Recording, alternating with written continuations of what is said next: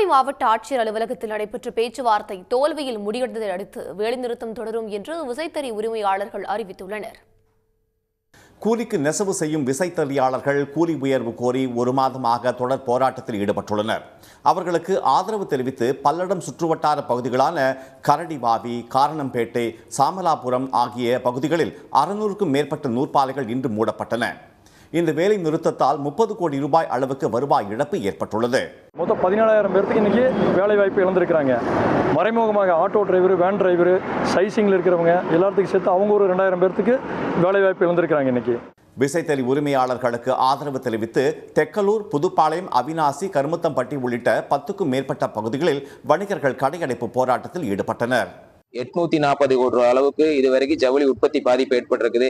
இதனால தொழிலாளர்கள் நம்ம வேலையிலிருந்து வேன், நாட்டிங் மிஷின், விசைத்தறி தொழிலாளர்கள் அனைவரும் வேலையிலிருந்து நம்ம தவிக்கிறாங்க. இதனால கிராம பொருளாதாரம் நம்ம பாதிக்கப்பட்டிருக்குது.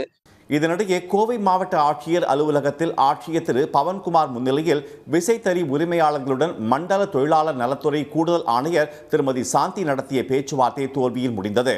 இதில் உடன்பாடு எட்டப்படாததால் வேலை நிறுத்தம் தொடரும் என விசைத்தறி உரிமையாளர்கள் அறிவித்துள்ளனர்.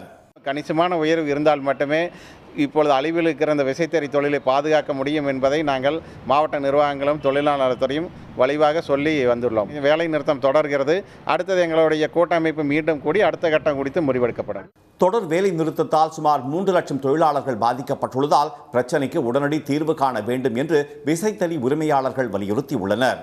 உடனுக்குடன் செய்திகளை தெரிந்து கொள்ள சன் நியூஸ் பெல் ஐகானை கிளிக் பண்ணுங்க.